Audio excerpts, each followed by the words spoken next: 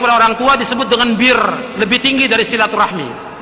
Birrul walidain lebih tinggi. Silaturahmi aja kepada sanak kerabat kita itu akan memanjangkan umur, akan meluaskan rezeki, apalagi kepada orang tua. Makanya kita harus ada rutinitas kita mendatangi kedua orang tua kita. Nggak sanggup tiap hari, setiap pekan. Nggak sanggup tiap pekan, 2 pekan sekali. Kecuali orang tua kita jauh di luar kota, ya kita usahakan untuk mengunjungi. Apakah sebulan sekali, 2 bulan sekali. Kalau memang nggak sanggup juga, usahakan dengan telepon, dengan surat, beritahukan keadaan kita, kondisi kita, anak kita, kemudian kirimkan uang pada orang tua. Itu juga jalan dalam rangka berbuat baik pada orang tua. Kemudian jalan yang lain lagi untuk berbuat baik orang tua, kita jangan meninggalkan teman-teman baik orang tua. Yang biasa orang tua berbuat baik, kita tetap berbuat baik pada mereka. Di dalam kitab ada Buzifaf karya Syekh Al-Albani, bahwa wanita dilarang memakai emas. Bagaimana? Emas yang dimaksud emas yang melingkar. Ini khilaf di antara ulama. Ini khilaf, artinya terjadi perselisihan di kalangan para ulama tentang masalah ini. Sebagian ulama, jumhur ulama mengatakan boleh, karena wanita dihalalkan untuk memakai emas. Apakah itu melingkar atau tidak melingkar? Sebagian lagi mengatakan yang melingkar itu tidak dibolehkan. Ini yang dipegang oleh Syekh Albani. Tapi jumhur ulama, diantaranya Syekh bin Baz, Syekh Utsaimin, Shalih Fauzan dan yang lainnya, Mustafa Al-Adawi dan yang lainnya berpendapat boleh untuk memakai emas yang melingkar bagi wanita. Karena keumuman hadis-hadis yang membolehkan wanita memakai emas. Adapun yang melingkar itu berkaitan dengan masalah tidak membayar zakat. Atau yang kedua, ada beberapa hadis yang lemah. Wallahu a'lam.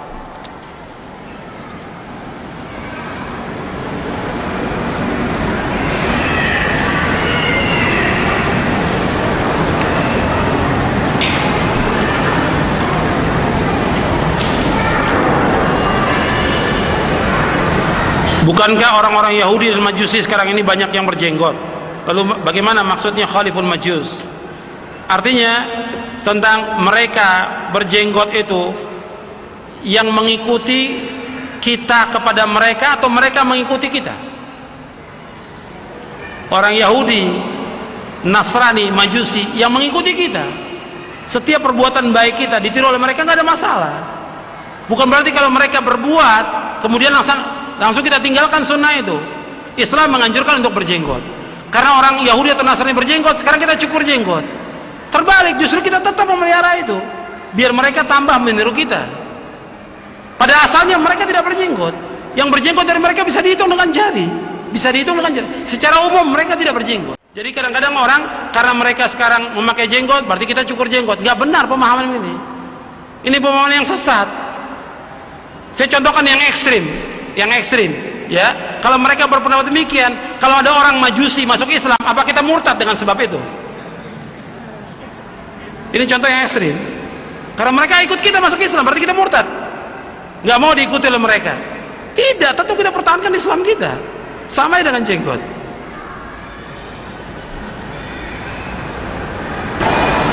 Bolehkah membatalkan pernikahan apabila sudah bertemu dengan orang tua, tapi belum khitbah?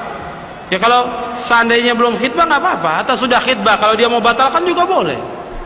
Tapi tetap kalau memang dia sudah niat untuk membina rumah tangga, dilanjutkan dan mohon kepada Allah agar diberikan kebaikan dalam rumah tangga ini.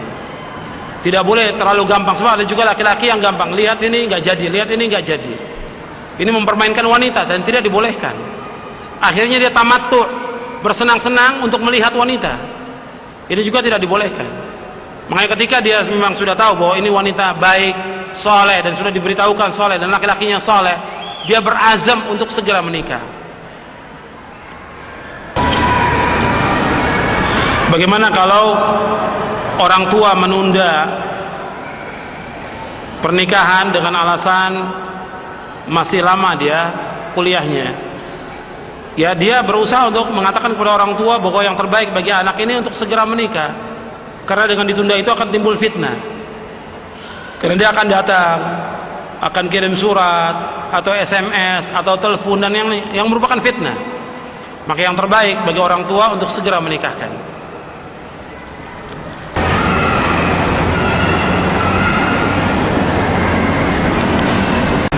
Saat walimah disunnahkan memukul rebana. Apakah maksudnya memukul rebana? Rebana ini dibolehkan, memang duf dibolehkan.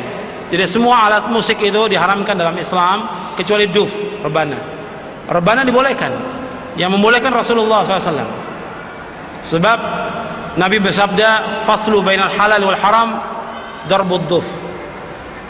Perbedaan antara halal dengan haram memukul rebana. Jadi rebana dalam pernikahan dibolehkan.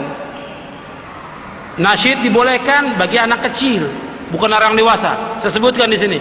Di antara pelanggaran yang ada ini melantunkan nasyid yang dilakukan oleh wanita-wanita dan juga laki-laki yang sudah remaja tidak boleh. Yang boleh itu wanita yang masih kecil, anak-anak kecil boleh. Tapi kalau yang remaja, pemuda-pemudi tidak dibolehkan. Karena itu akan menimbulkan fitnah dari suaranya. Dan itu adanya pada walimah, bukan setiap hari anasyid. Bagaimana tentang wanita yang dia tidak pakai jilbab, tapi dia rajin sholat, rajin puasa sunnah, dan amal yang lain? Apakah juga masuk neraka? Dalam hadis ini Nabi mengancam wanita yang tidak pakai jilbab masuk neraka. Jadi ini ancaman. Gak boleh kita mengatakan bahwa wanita yang gak pakai jilbab pasti masuk neraka, tidak boleh. Ini ancaman. Kita menyampaikan kepada mereka agar mereka jera. Dan apa beratnya? Wanita pakai jilbab apa beratnya? Tidak berat. Karena seluruh syariat Islam ini mudah. Seluruhnya Islam ini mudah. Tentang apa saja semuanya mudah. Nggak ada yang berat dalam syariat Islam ini. Semuanya mudah. Jadi kenapa dia belum bisa memakai busana muslimah? Apa halangannya? Apa ada keberatannya? Itu masalah apa? Mudah. Jadi dia harus berusaha. Kalau dia bisa melaksanakan sholat, puasa, kenapa dia nggak pakai jilbab? Sebab justru itu sebagai kesempurnaan dalam ibadah dia kepada Allah Subhanahu wa ta'ala. Jadi ancamannya tetap ancaman. Tinggal dia hitung setiap hari umpamanya dia tidak pakai jilbab, dosanya berapa ribu dia nggak pakai jilbab itu. Sekarang dia beramal, tinggal hitung kalkulasi berapa yang diterima oleh Allah, berapa ratus pahalanya. Ini ribuan, ini ratusan. Lebih berat mana?